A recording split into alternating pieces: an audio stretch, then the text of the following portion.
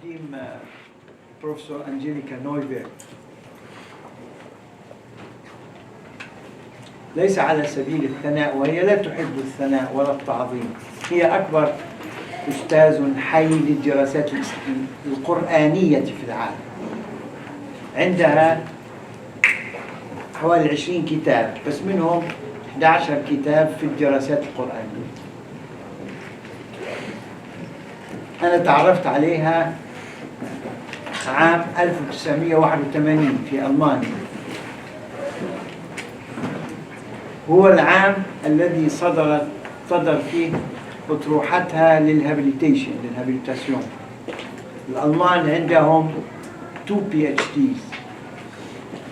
أول PhD مثل PhDs تاعنا، ثم عندهم بعد 5 سنوات شهادة تأهل للأستاذية. لا يستطيع واحد أن يتولى كرسي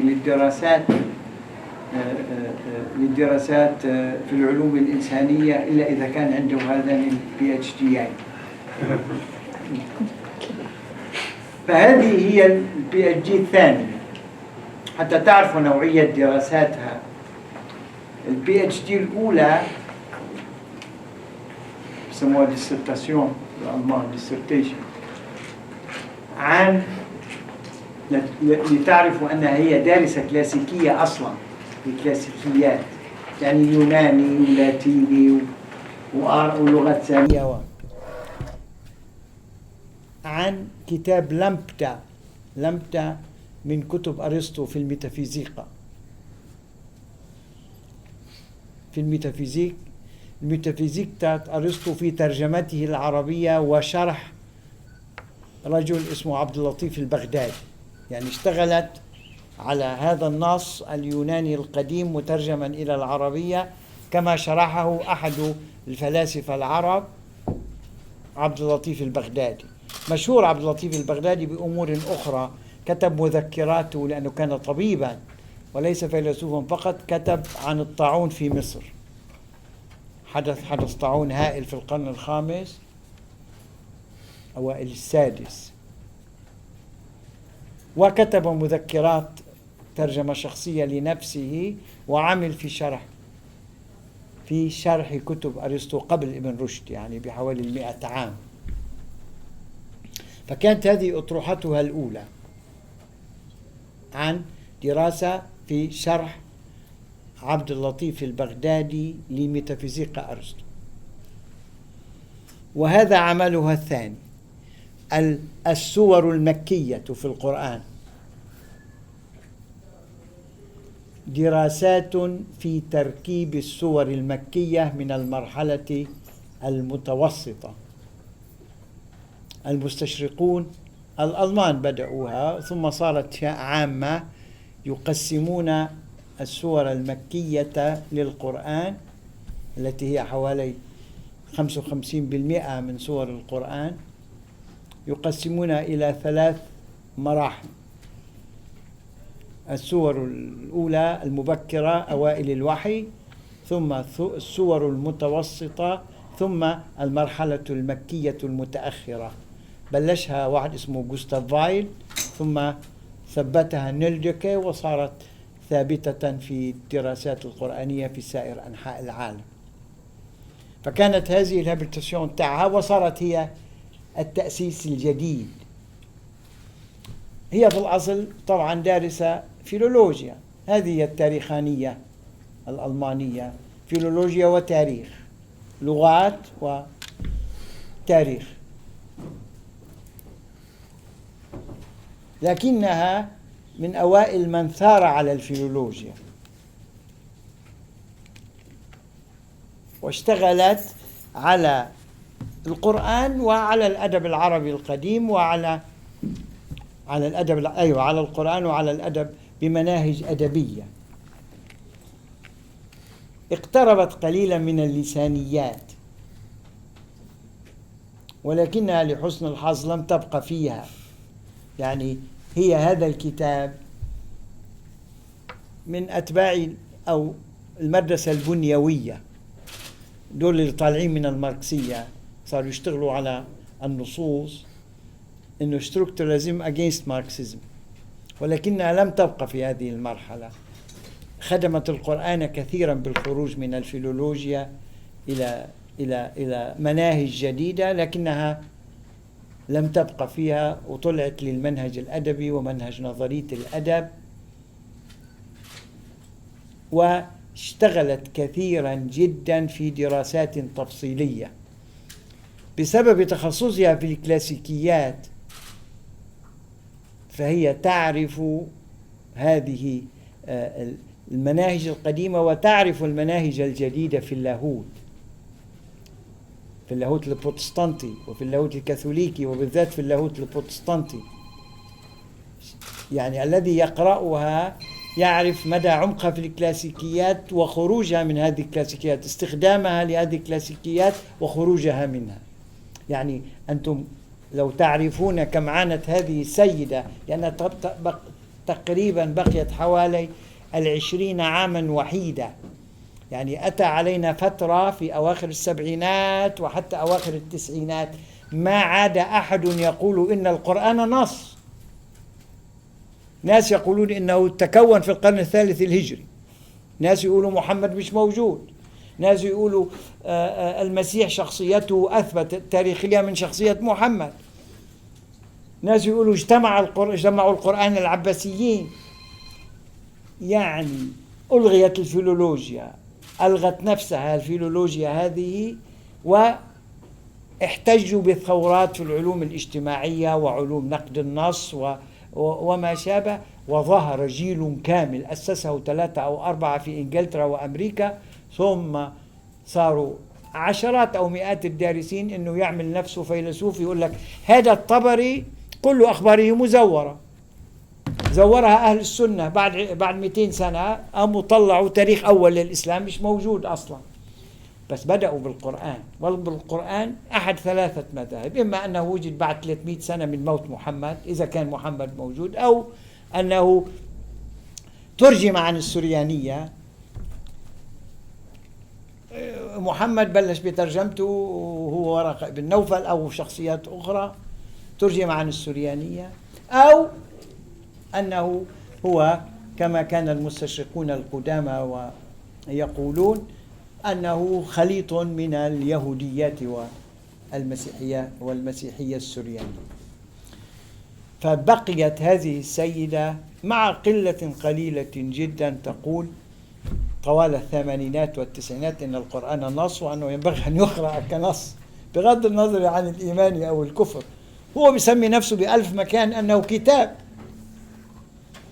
فلندرسه من الناحية التاريخية، من الناحية النصية، من الناحية الأدبية، من ناحية الأخيلة والصور.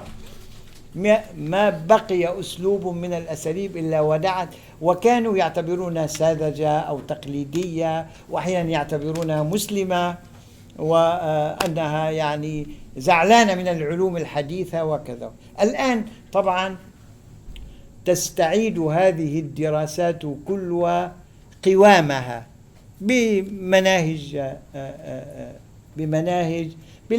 الجديدة، بالإنجازات الجديدة، بالمراجعة لهذه فترة التخريب. لأن فترة التخريب هذه 20 عاما وأكثر لم تكن تخريبا من جهة واحدة، ما صار في تخريب من جهة المسلمين، هؤلاء المتطرفين المسلمين الذين جعلوا الدين كله والقرآن كله مجموعة من العقائد والعبادات يقتلون بها المسلمين أولا والآخرين. لذلك عملنا مؤتمرا اسمه إعادة بناء الدراسات الإسلامية، انتهينا منه قبل 3 أو 4 أيام هنا في الجامعة الأمريكية. إعادة بناء الدراسات الإسلامية ما عادش فيما يمكن دراسته، وعندنا المراجعين الجدد والنيو ريفيجيونيستس، وعندنا الأصوليين المسلمين. هذا يعتبر كل الإسلام عبادات ويقتل المسلمين قبل أن يقتل غيرهم باسمها، وهذا يعتبر أنه ما فيش لا قرآن ولا إسلام ولا حاجة. يعني المعتدل جدا كان يقول أنه الإسلام مذهب سياسي وليس دينا. لن أطيل، آخر إنتاج السيدة نويفرت هذه الكتب 3 حتى تشوفوا اهتماماتها في السنتين الأخيرتين. حتى تشوفوا اهتماماتها البحثية الجديدة، وهي أفكار جديدة. هذا كتيب عن كيف ينشأ النص المقدس، كيف يظهر النص المقدس من ناحية التكوين ومن ناحية الاعتراف، الكوديفيكيشن. كيف تظهر الكتابة المقدسة الدينية الإسلامية والمسيحية واليهودية، كيف ظهرت، كيف تكونت، وهذا منظورا إليه في ضوء الأبحاث الحديثة وفي ضوء التاريخ. هنا تبحث في هذا الكتاب الثاني، الكتيب الثاني، تبحث فكرة شديدة الجرأة، تسمي الدراسات القرآنية. هل يمكن الحديث عن فيلولوجيا سياسية؟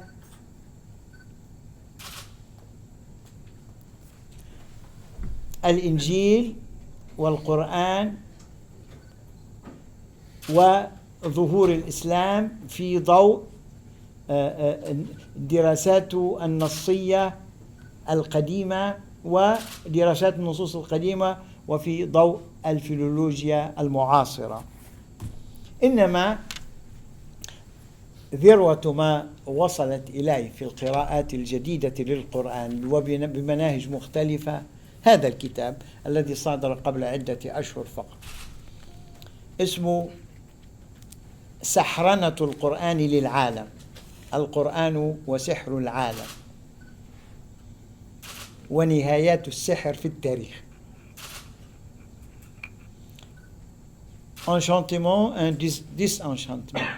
هذه أطروحة قديمة للفيلسوف الألماني يومانويل كانت، وتطورت في داخل الفلسفة الألمانية، ولذلك يتحدثون عن الانشانتمون وبعدين يتحدثوا عن disenchantment. هذا الفيلولوجي والأنثروبولوجي الفرنسي الكبير مارسيل غوشيه ألف كتابا 1988 مشهورا في ذلك، كيف يسحرن النص العالم وبالذات النص المقدس، وكيف يتواجه مع التاريخ أو يؤثر فيه ويتأثر به.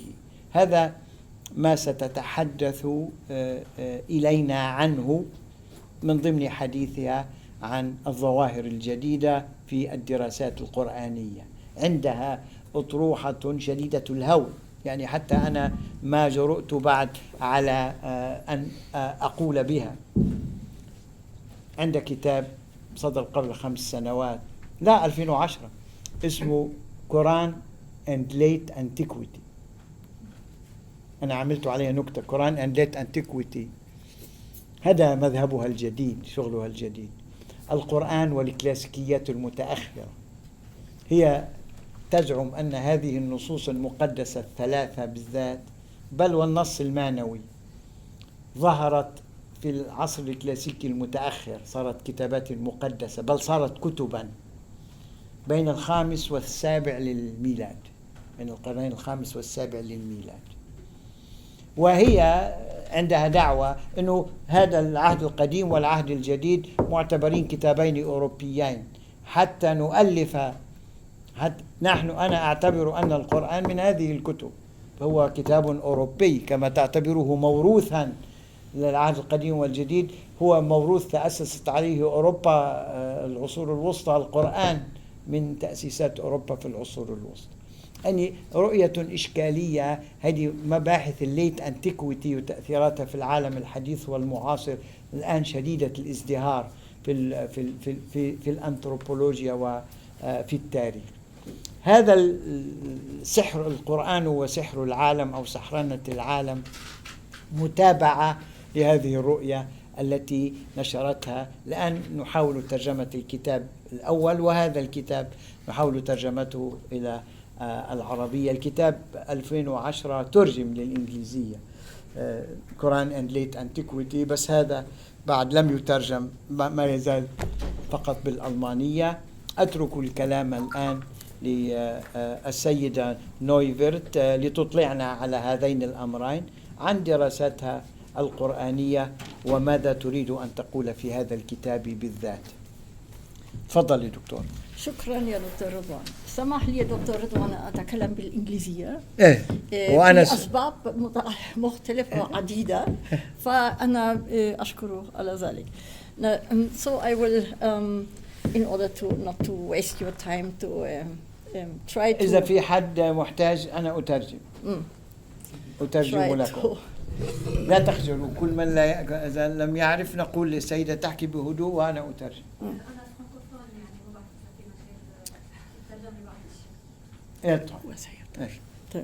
So my title is identical with the title of the book that Dr. Radwan just mentioned, The Quranic Enchantment of the World and Its Disenchantment Through History or in History. The two terms enchantment and disenchantment have been adopted from directly from Max Weber.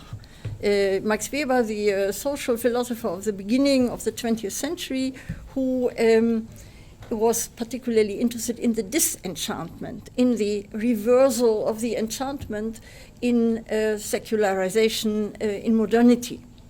But he did dwell also on the older phases of religious history or history of religions, and defined enchantment as the situation in primitive religious thought when the world, the empirical world, was imagined to be permeated by supernatural powers. So the world wasn't in no way a mere empirical phenomenon, but was imprinted, informed by supernatural powers. Now, it is due to the biblical prophets to have brought. عم تسمعوا. I don't know. ما في هذا مش ضابط هذا؟ تعرف؟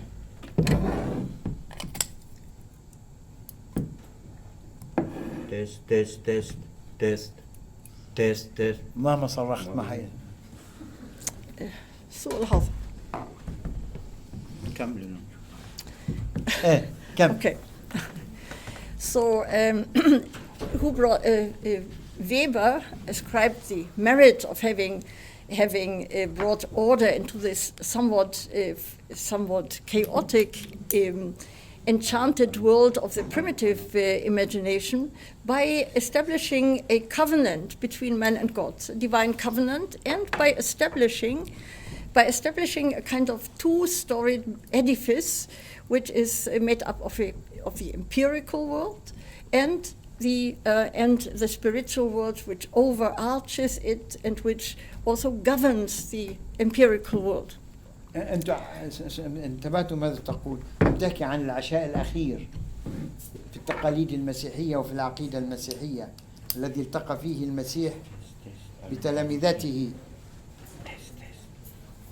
فأعطاهم الخبز وشرب معهم الخمر وقال لهم هذا جسدي وهذا دمي.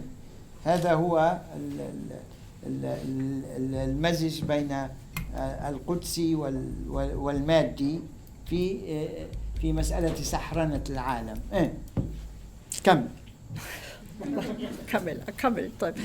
So Weber dwelt with this, but he was more interested in the later phases, and particularly in what happened in late antiquity. Now, the enchantment of the Quran is very different from the enchantment that happened earlier on in the era of the biblical prophets, since the Quran, it occurred in late antiquity. I think I have to explain with some words what I mean by late antiquity. It is less an epoch. It's not defined by certain dates, but it is an epistemic space. It is a space where intellectuals, educated individuals of all proveniences busy themselves with the same endeavor, namely to revisit, to retranslate their canonical texts and traditions into under the perspective of a new ideology. The new ideology was centered around the experience that God is manifest in his words. The divine word, the Logos, started to play a very important role in this time. And perhaps I should give you an example to show what is intended. They started to retranslate their canonical text, including the Bible, into a new text. The first verse of the Hebrew Bible is known to all of you, I think, is in the beginning, God created heaven and earth. Now the translation of the 3rd century, or one of these translations, was to say that God, not in the beginning, but with the help of beginning, and beginning is his word, his creational imperative, his word be, kun, with the help of be, he created heaven and earth. So they established, these theoreticians established a second power next to God, and he is considered manifest in that word, firstly and primarily. And we have, if you look at the Quran is also imprinted by this consciousness that the word of God is his most dignified manifestations. Think of Surah Al-Rahman. Ar-Rahman, علم القرآن خلق الإنسان, who first articulated, the old compassionate articulated the word. The Quran is the word par excellence. Articulated the word and then created man. So the prevalence, the primacy of the word is clear in the Quran as well. And there are many other instances. The most important, perhaps, example for the enchantment of the world by the word is the construction of a scriptural universe. The Quran is in a way presented as a kind of text made up of signs, of ayat. It is the creation is another text, which is of course informed by the word, and the ayat, the signs, can be understood like vectors, like indicators pointing at the spiritual world that is overarching the empirical world. So this is very, very important for the Quranic innovation of the world. Now, of course, such thinking was not unique in late antiquity. If you look into Syriac writings, you find similar ideas, although not extended in this kind of, or condensed to one image. But there is another, I would like to turn to another indicator of the enchantment of the world in the early Quran, and that is what I call the so-called rational or epistemic eschatology. It sounds very complicated, it's not very complicated. In the late antique centuries, until the appearance of the Quran, are considered a time of crisis, of political, of ideological crisis. Why? Because at that time people expected that the end of the world was imminent, was very close, was very near. And there was much talk in the ideologies of the Jews and the Christians, even of pagans, about the circumstances of the last day. And you also have in the Quran, on first glance, it looks as if the Quran also was part of this ideology, that the last day is very close and we have to focus the alam as-sa'a, the signs of the coming of the last day. You have these clusters of sentences, of phrases, starting with إِذَا سَمَاءٌ فَطَرَتْ وَإِذَا نُجُومٌ تَصَّرَتْ, and so on. There are quite a number of surahs. إذا الشمس كورت, إذا السماء انكدرت, إذا النجوم انكدرت. This is part of the sounds as if it was part of the ideology of the time. But when we look closer at these Quranic passages, we see that all these all these indications of chaos, of the chaos that will come about very soon, that this is outbalanced by something unique that no other religious tradition has to offer, namely the promise that in the end, reason will prevail. علمت نفس ما أحضرت. ما قدمت وأخذت وعلمت نفس ما أحضرت. So the promise, which is in the end of this cluster of either phrases, in a way outbalances the chaos that is announced by the indication or by the promise that reason will be prevailing in the end. Man will be entitled to know in what situation he is. This is completely different from all these ideological predictions of the last day in the neighboring traditions. We have to, in Quranic studies, my particular intent to stress the revolutionary elements. When, of course, the Quran has to offer a lot of ideas that we find in the Bible, find in the post-biblical literature, but there are some revolutionary ideas that we find that you don't find anywhere. The Quran is a response; it's a rectification, a correction of, particularly of these ideological predictions of chaos. So this would be another example of enchantment in the early surahs. Now, I use the word enchantment with reference to Weber, but I'm also entitled to use it with reference to the Quran itself, because in the Quran you find the accusation quite frequently that the Prophet is a magician. He was accused to be a sahir. And his speech was accused to be sahrun mustamir, continuous practice of magic. What did the opponents mean with this? They felt that the prophetic speech turned the empirical world, the real world, into something beyond itself, that points beyond itself to the spiritual world. And they themselves could not accept this spiritual dimension of things, this sign character of things, and therefore felt that they were manipulated. The Prophet manipulated their worldview, which was no longer as convenient and comfortable as it had been before. Pagan worldviews are very different from monotheist worldviews, particularly in view of the absence of the last day, of the reckoning on the last day. So he was accused to be a magician. And so we are allowed to speak really of the enchantment of the world. And in addition, if we paraphrase what the opponents meant, the magic that the Prophet worked was, of course, magic of the word. It was sihr al-bayan. And some later theoreticians were not slow to notice this. And I wish to refer to Al-Jahiz, as Bilal already guesses.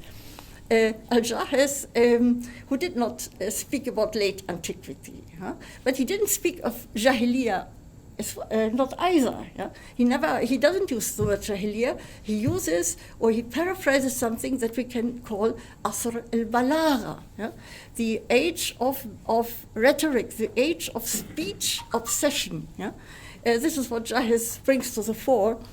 And he has this classical, you know it, of course, the classification of the prophets and their miracles, where he says that Moses, who was sent to a people who were fond of magic, needed to work a magical miracle, the change of a rod into a snake and back.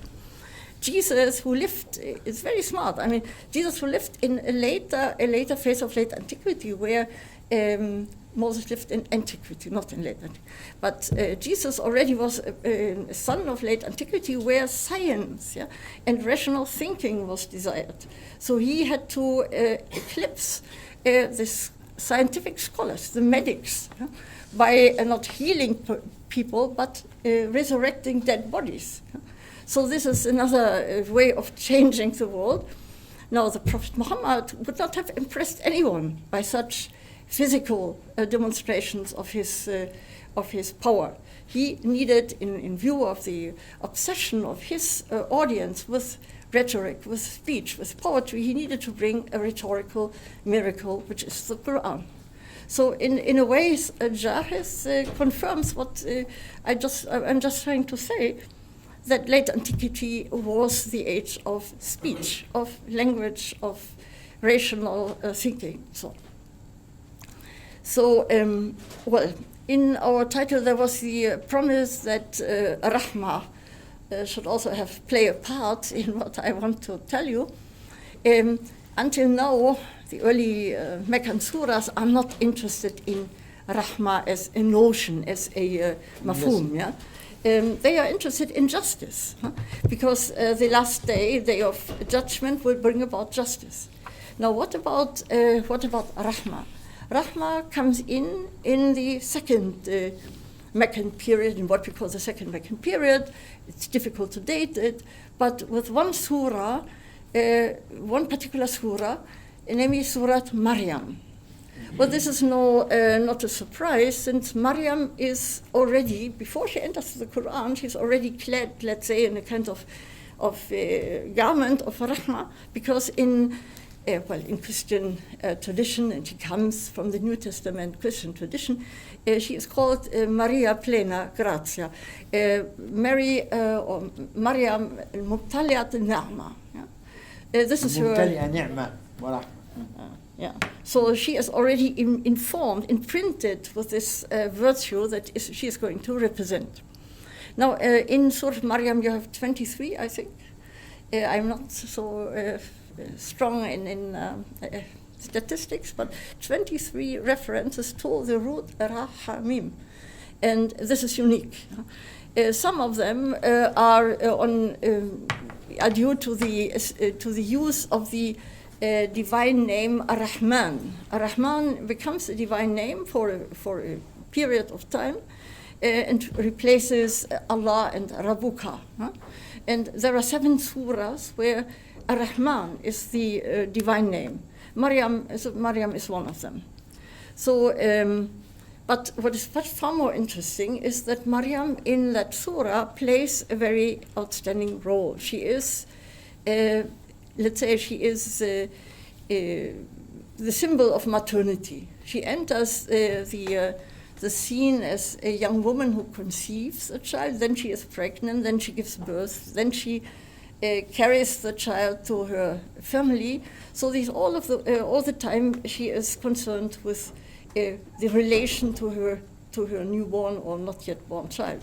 And it seems that since Rahma is derived from Rahm, which is the female womb, that Mary is really the representative of this particular virtue. And the surah... Rahma Rahim. And the surah goes on to tell stories about other parental relationships, Abraham and his son and his father, and others more, and also Zachariah. But what is important is that once this virtue or the mafhum, let's say, it's the notion of Rahma, it's the anti-notion, let's say, or the counter-notion to justice. Justice alone is not sufficient. It needs to be a Rahma. This starts to be interesting for the Prophet Muhammad and for his community at a certain time. And there is another very, very prominent Rahma surah, Al-Fatiha. Al-Fatiha is perhaps the most important Rahma surah because it endowed the entire Quran with informed the entire Quran with the notion of Rahma. Its first verse, the Basmala, becomes in a way, is the prelude to all the surahs. All the surahs are preluded prefaced, so to say, by the Basmala. And so Ar-Rahman and Rahma is omnipresent in the Quran from that time onward. Before, it seems to have been different. Now, scholars have looked at the Fatiha as a kind of counter, let's say, as a kind of match or a counter version to a very famous Christian prayer. the Fatiha is not only a surah, it's also the ubiquitous prayer in Islam. So it matches in a way something in Christianity called our Lord's Prayer, which starts, يعني أبانا الذي في السماوات يتقدس اسمك ليكن ملكوته. نعم. Come on. So now they have wondered, of course, or they have missed, as usual. Scholars always complain to miss something. They missed this extremely intimate relationship between God and man as father and children in the Quran, and claim that there is nothing comparable in the Quran. Now, if you look closer at the Fatiha, I think there's nothing really missing. But I would say there's something very interesting that not only matches, but eclipses the Christian version, and that is Raf al-Alamin. If you look at Raf al-Alamin closely, it is, how do we translate it? It has received many translations. Some people translate it as the Lord of men, Lord of humans, Lord of all beings. And then you have also people, Lord of the worlds. Of course, in terms of lexicography, Dr. Ramzi, it has to do with worlds. And it doesn't say Arab al-Nas, but Arab al-Alamin. And yeah, yes. Good that it comes from you and not from me. ما تخاف. أنا لا أخاف. No, but no, it's really, I think it should be taken as a contractive form of alamiyin, and then it becomes very easy to solve the enigma, because alamiyun is someone who belongs to alam, and in the sense that Dr. Ramzi just said, the olam, which is means both worlds together. It's this world and the other world together, and there is no need to say this world and the other world. Olam comprises both, and in late antiquity this was immediately understood. Man belongs to the two worlds. He has a kind of double citizenship in both worlds, which is also not there. It's not extant in any other tradition.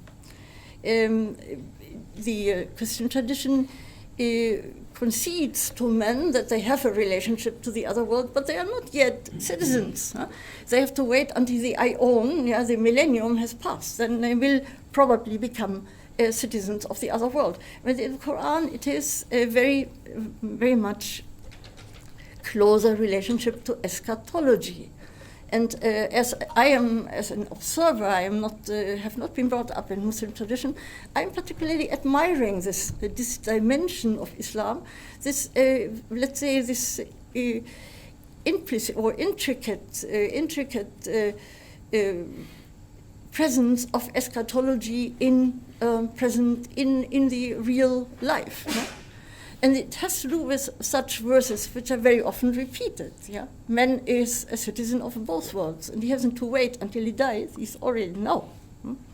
So I think this is, also a piece of rahmah, one could say. And I could, of course, enumerate a lot of other references to rahmah in, for instance, Surah Al-Isra, which is another very important Rahman surah. There you have, for instance, in the 10 Commandments, which are they're newly presented there.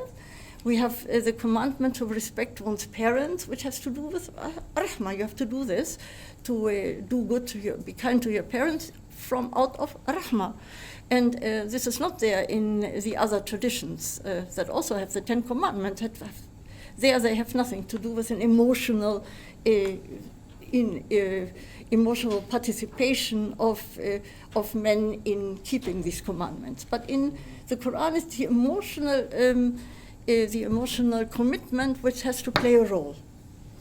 You know the verse better than me, وَلِلْوَالِدَيْنِ أَحْسَانًا, and so on and so on. وَلِلْوَالِدَيْنِ إِحْسَانًا, yeah, and there Rahman plays a role. If you want to recite the verse of the Rahman, you are most welcome. Anyhow, you will remember it by yourselves, I hope. لهما جناح الذل ما أخفض من لهما جناح رحمته. الذل من الرحمة وقل رب ارحمهما كما ربياني صغيرا. 5 مرات يذكر الرحمة في العلاقة بالوالدين. Yes. And well, Surah Isra, let us stay with it a little bit longer. I think it contains the most important proof of divine rahmah at all in the Quran. That is the visionary journey, the Isra. Yes. The Isra is, I think, a sign of divine rahmah. Why? For many reasons. Isra is the word that previously was used to denote Moses' exodus from Egypt, or his leading out Banu Israel from Egypt into freedom to the Holy Land. Now we have an Isra which is not a collective endeavor, but an individual experience of the Prophet, who is led out of the real world in Mecca to an imagined other world, which is called Masjid al-Aqsa. Masjid al-Aqsa, there's much controversy. Where is Masjid al-Aqsa situated? Nobody can decide that, I think, without discussing all the references. It is a sanctuary that is definitely not built of stone. Otherwise it would be a bait. It is a masjid. It is maybe a virtual sanctuary, probably a sanctuary for the angels. Angels don't need a building of stone to worship God. And we have in Surah Safat, we have Wasafati Safa, and then Taliyati Zikra, and we have the self-expression of the angels, Nahnu al-Musabbihun, in some place. So the angels are imagined to celebrate a divine worship, and maybe it is the place where angels worship God. It has to do with the Holy Land, الَّذِي بَارَكْنَا حَوْلَهُ, is one of the descriptions. So it is in a way located in the neighborhood, in the close to the Jerusalem sanctuary, but not necessarily rooted in the earth of Jerusalem. Maybe the heavenly Jerusalem. In Jerusalem, of course. Heavenly. So now, what is interesting and what is most surprising about this verse, which I think is a key verse of the entire Quran, is that it is one of the few examples where you can date a Quranic verse. Usually the Quran is silent about chronology, it's silent about names, and here we have a political event that we need to associate with this surah, or at least with this ayah, and that is the conquest of Jerusalem from the Byzantines by the Sasanians in 614. 614, Jerusalem was occupied by the Sasanians, by the Persians, who reinstalled the Jews in the administration of the city, and in a way seemed to turn the status quo, which had given the prevalence to the Christians, turned this status quo around. And this aroused a number of preserved. We know the text, we have the text, can read the text ourselves, aroused a lot of apocalyptic speculations.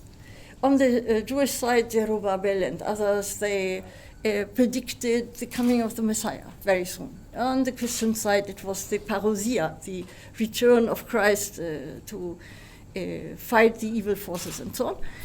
So there was an uproar in a way, which must also have touched the Meccan listeners of the Prophet.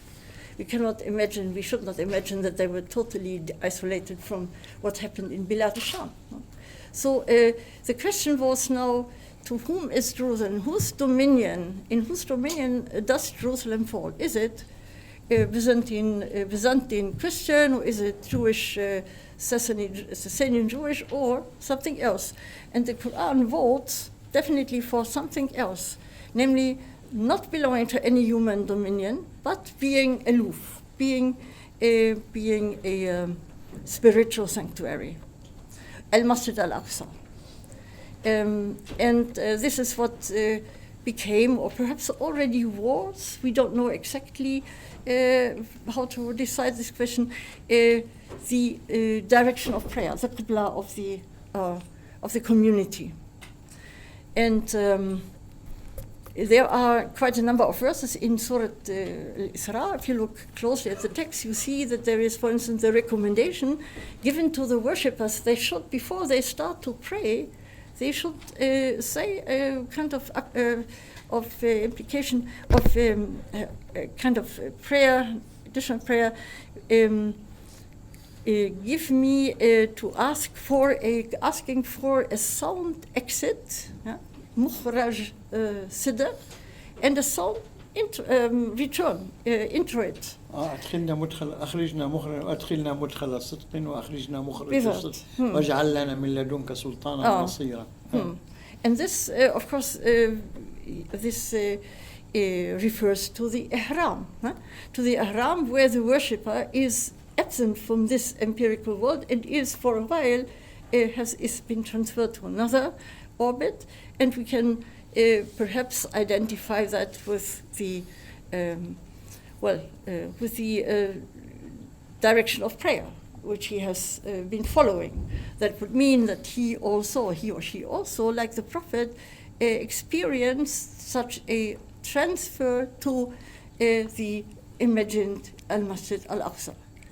And I have a very interesting testimony by a contemporary, you of course know, Dr. Ridwan, and this is Omar Hamdan, who writes in some place that when he prays, he feels after a ruq'ah that he is going on an Isra.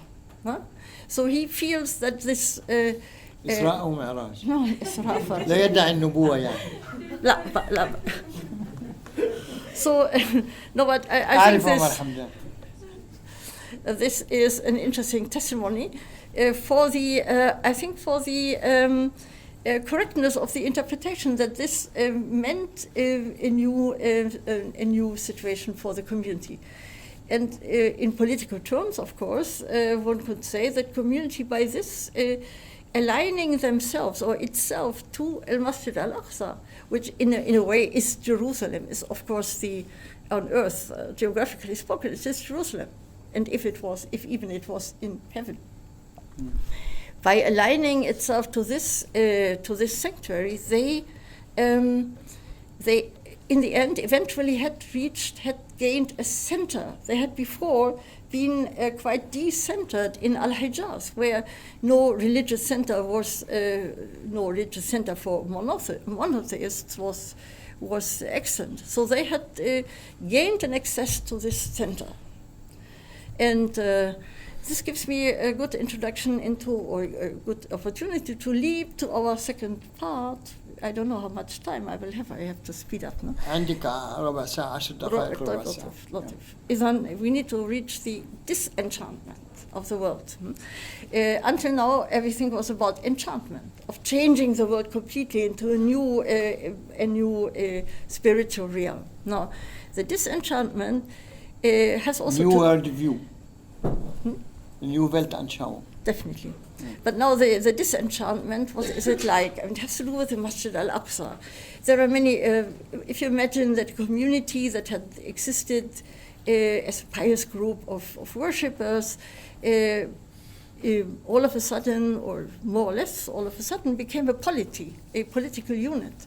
There is, of course, the necessity to organize the empirical world with innumerable regulations, and all these are in a way measures to earth the erstwhile spiritual Weltanschauung, to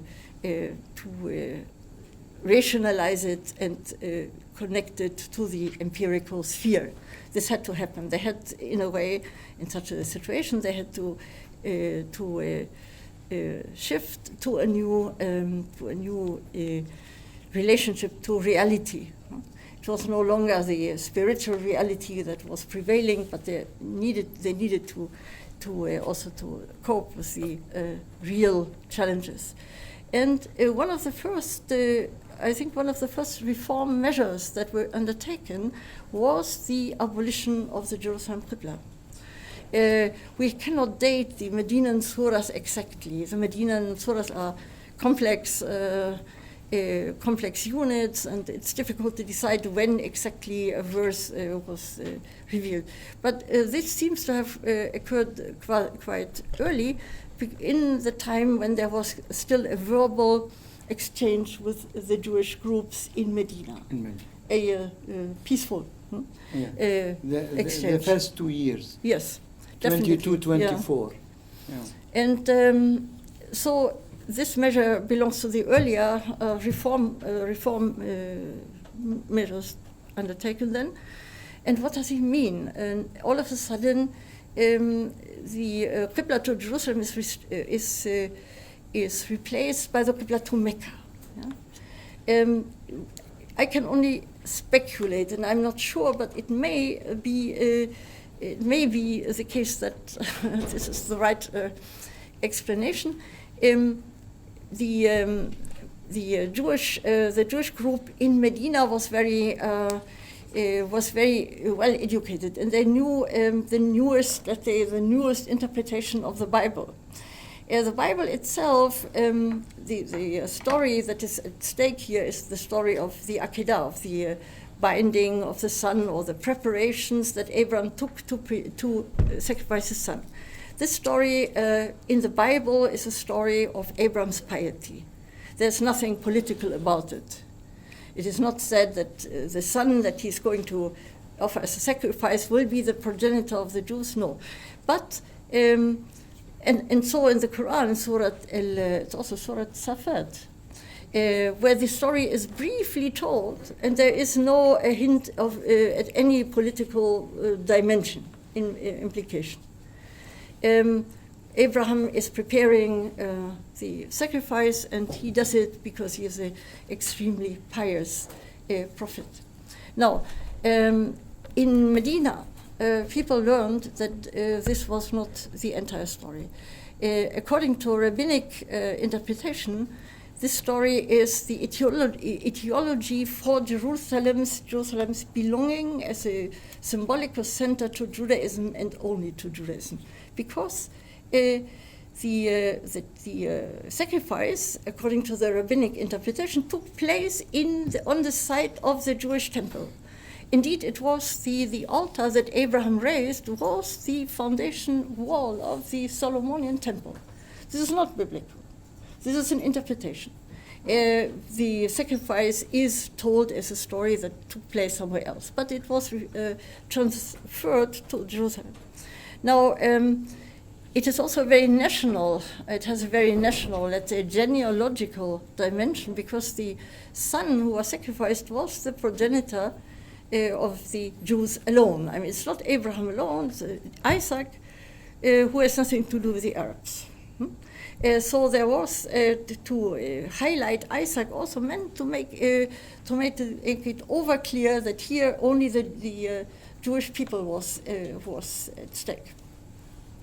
Now, of course, and the Jews were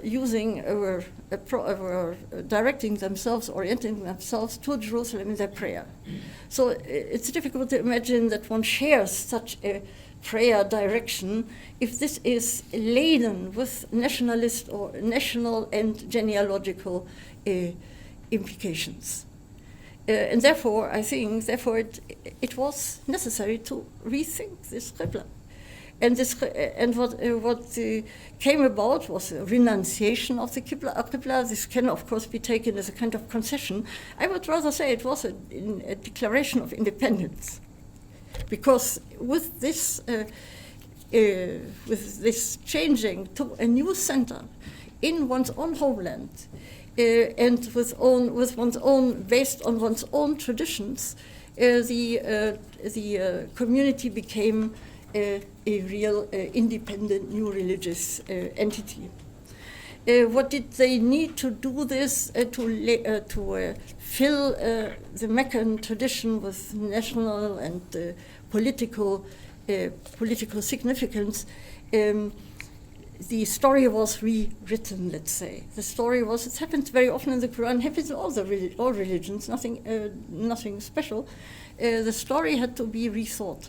The Meccan story was extended by a long verse, which needs to be a secondary extension, which says the thing happened, the following story happened when the son that Abraham had been praying for such a long time, and in the end he was born, when he reached the age where he, together with his father, could perform the sa'i, could take part in the Hajj.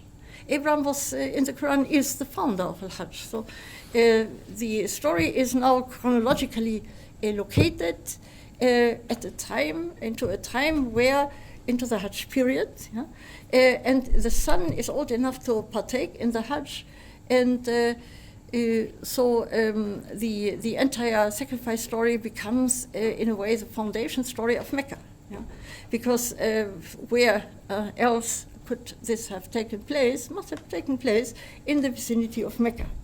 So it becomes the foundation story, the etiology of the sanctity of the Meccan sanctuary. And this, I think, affirms that there is a close relation between the claim of the Jews to Jerusalem and the renunciation of the Masjid al-Aqsa as the destination of the prayer by the new community, which is not a concession. In my view, it is the independence. Because from then on, they were really had their own center, and were no longer dependent on other centers. Well, this is a disenchantment, of course, because what they now had, what the community now had in their hands or had at their disposal, was no longer a masjid, or not so much a masjid than a bait. No? The Kaaba is called a bait al-Haram. It's also a masjid al-Haram, but it is really it is intended as a temple, as a bait. And it is no longer in heaven, but on earth. And the disenchantment means to drag things out down from the heavenly, from the transcendent sphere into the empirical sphere. Now, I think this event is a prominent example for the disenchantment. I don't understand. Let me close. My time is over. No, you have to speak 5 minutes about this Quran antiquity, about Quran is a European book. Okay, but let me first say that I do not understand disenchantment as disappointment. I don't think that we need to look at the disenchantment of the rationalization of belief, which earlier on was very much concentrated on the upper level, which now embraces or encompasses the empirical world. I don't think that we have to take this as a kind of disappointing. Many scholars have condescendingly and disdainingly commented on that, that this was kind of giving up. But this, I think, is the wrong approach. I find this a very interesting dynamic process that led to the states that we have. And in the end, I don't think that the Masjid al-Aqsa was completely given up. The Masjid al-Aqsa is no longer mentioned as such, but I think that the imagination that there is a sanctuary in heaven has survived. Yeah? Although there is on earth a bait, there's also a sanctuary in heaven. And I think one of the most important verses of the Quran, at least it's the verse which has been quoted 3 times in the Dome of the Rock, which is Surah Muhammad 56. In Allah wal Malaika, God and the إن الله وملائكته يصلون على النبي يا أيها الذين آمنوا صلوا عليه وسلموا تسليما. This verse, in my view, presupposes a heavenly sanctuary where there are individuals who pray. These are the angels, God Himself, And of course, they are not to be thought in a bite, but they are in a sanctuary, maybe al-Masjid al-Aqsa. And the affirmation of the rulership of the Prophet is due to such a prayer in al-Masjid al-Aqsa. This is what I find is one guideline that could be followed to make kind of political sense of the Quran. And how you want to make the Quran a European book? Well, since the Europeans, or let's say the European historians, have long been monopolizing late antiquity. Late antiquity, of course, presupposes that there is antiquity in bold writing, antiquity, the golden age of European culture. This is thanks, of course, to the Renaissance movement, where antiquity was proclaimed to be the birthplace of the birth situation of European culture. This is, of course, a construct. I would claim this is the birthplace of Islam. But European historians usually take it for granted that this is their own heritage. And if you have visited European capitals, you will always find temple-like buildings that are museums containing antique artifacts. Because antiquity is celebrated as their let's say, their own time of national childhood, if you wish. I would say this. Their identity. Their identity. Now, I would say that since antiquity was staged, all that was achieved in late antiquity of writings by the rabbis, by the church father, by pagan philosophers, all this took place where? Not in Europe, mostly in the southern Mediterranean, some of it in the northern Mediterranean. But it's not it's not very convincing to claim that this is the exclusive heritage of Europe. It's the heritage of the entire primarily the Mediterranean world. And one should not be impressed by the monopolizing by some Western scholars until now, very many, monopolizing late antiquity for themselves. The claim could easily and equally be raised by Muslims that it's their past. And languages used then were not the languages that Europeans afterwards used, foreign languages for them too. So I don't see why one should decline late antiquity when it is one's own heritage. And I have, unfortunately, didn't bring it with me, but I have a witness to this same view in the person of Samir Basir, who is not particularly interested in ancient history, but he laments about the forgetting, let's say the fleshing out of late antiquity in the self-understanding of Muslims. Because he claims that Jahiliyyah has unjustifiedly taken the place of late antiquity. The pre-Islamic culture is not only Jahiliyyah. There is, of course, this Bedouin pre-Islamic culture, but the more comprehensive surrounding world was not Bedouin, but was civilized or urbanized Bilad al-Sham, mostly Bilad al-Sham civilization. So this is European, but this is also Islamic. Europeans need to look at that closer and not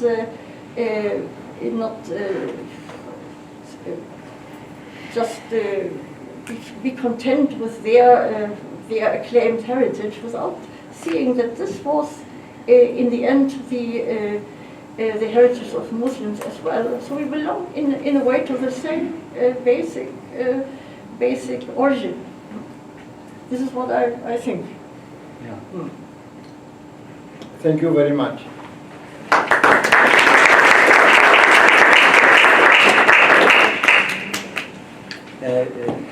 I didn't understand that.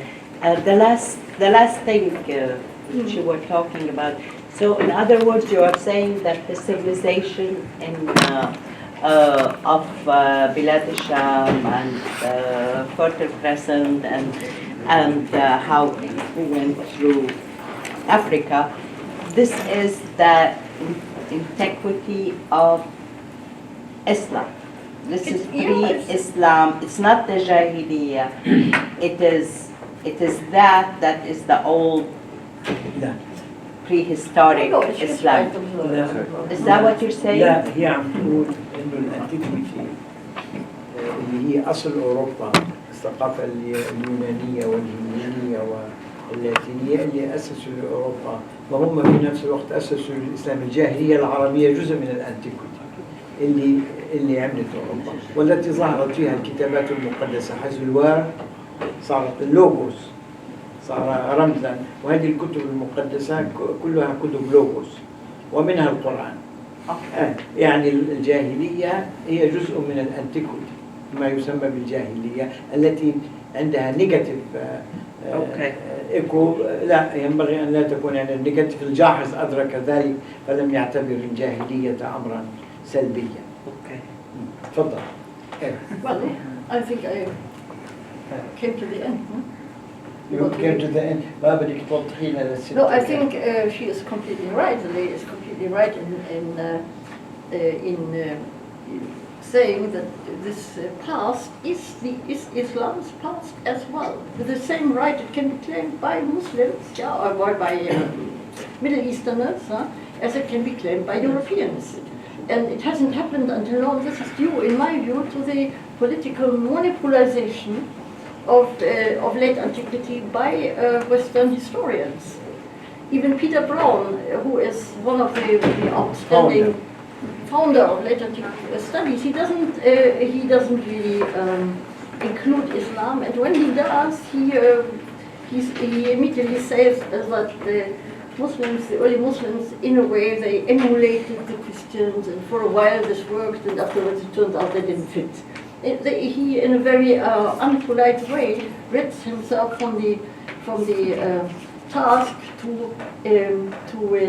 reflect the relationship between Islam and late antiquity. I think Islam has a right to claim late antiquity because late antiquity is intrinsic to Islam.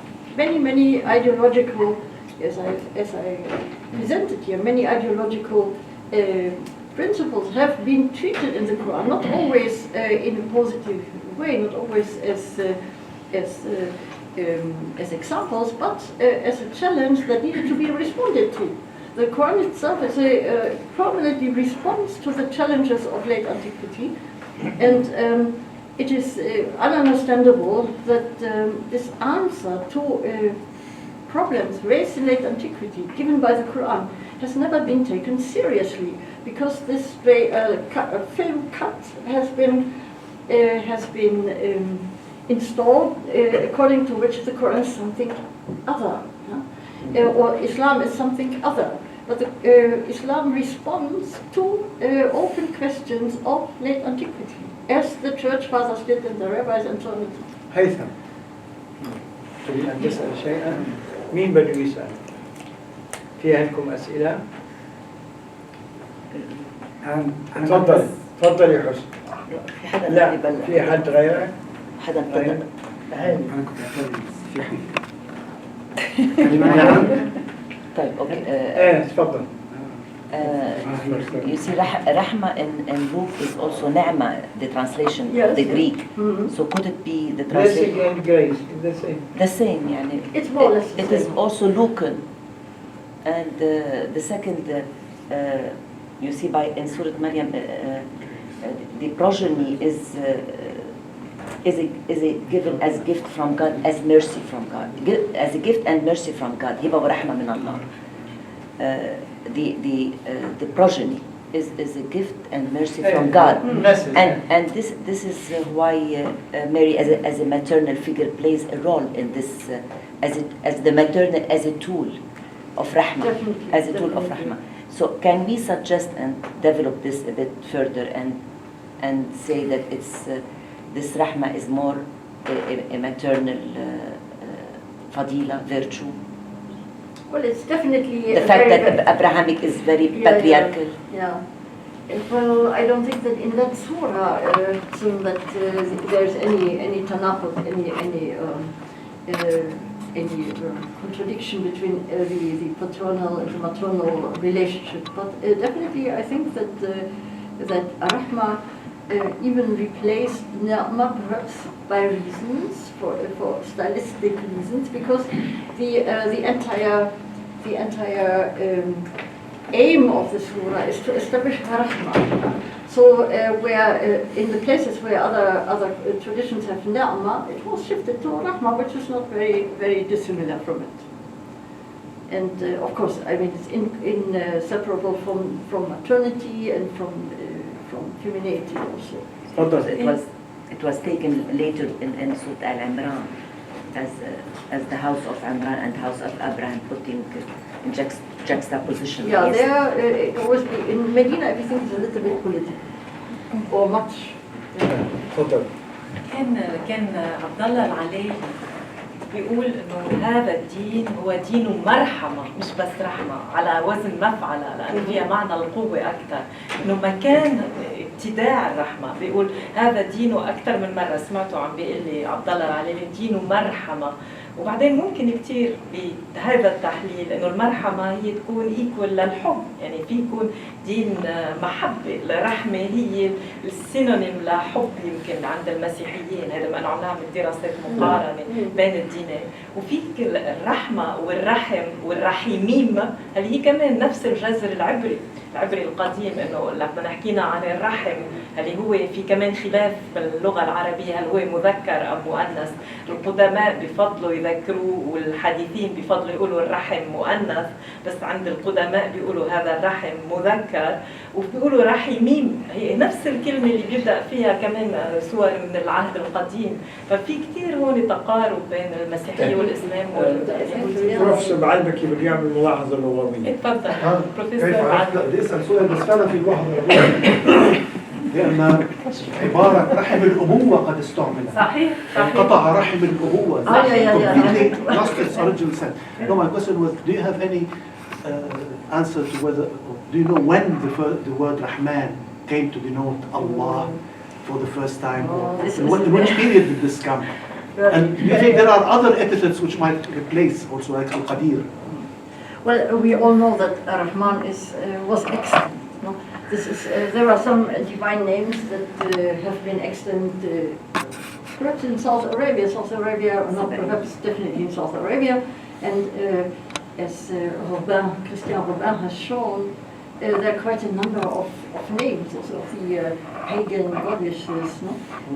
That go back to South Arabian origin. So there was, of course, it was not only Bilad al-Sham, the second homeland of the community, but also South Arabia. And why this name and when exactly? I mean, we cannot date Surah Maryam, but before Surah Maryam, the epithet is not used. And afterwards, after Surah Al-Isra, also, I mean, Rabbuka and Allah become frequent and current again. But the name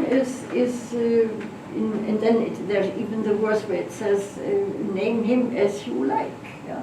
Lahu al-asma al-husna. The Quran has a very let's say, liberal relation to names, whereas in other religions the use of name, the articulation of God's name is already haram. We have in the Sabbaic inscriptions from the 5th century, 5 or 6 times in the inscriptions comes Ar-Rahman, and they said the people who are writing that they were Jews, but when the Quran mentioned Ar-Rahman in Medina, the Jews were not pleased. They are not. It is not our God. It is not monotheistic what you are saying. God is just and is not blessing. Just it means he must be the Jewish God. They were not pleased with the word Ar-Rahman, as if they don't know.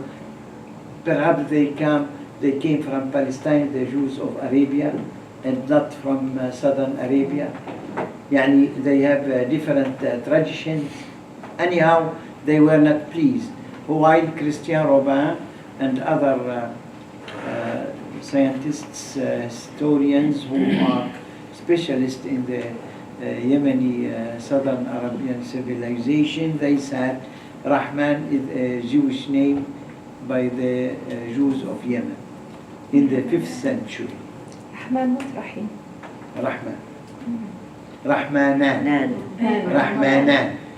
Al-Rahman. And in southern Arabian is Ar-Rahman. They as like Al. But the people of Medina, the Jews of Medina, they don't know them. But Dr. Rahman, is that very important for us as exegetes of the Quran to know that...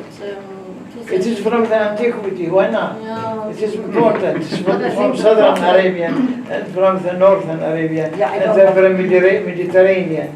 You said that is all the part of antiquity. Yemen wasn't in the antiquity.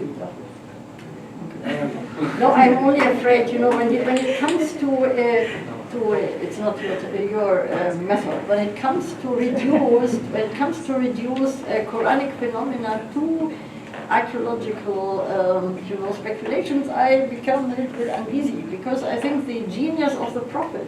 The last question is for Hani, please. الأول أنا هعلق على كلمة الرحمن من خلال comparative linguistic. الرحمن النهاية من خلال الألف والنون دي جاية من الأرامك بمعنى المنتمي إلى. كلمة الرحم يعني الفرق ما بين الرحمن والرحيم دي كان فيها ديبيت كبير، يعني إيه الفرق الدقيق ما بين الاثنين؟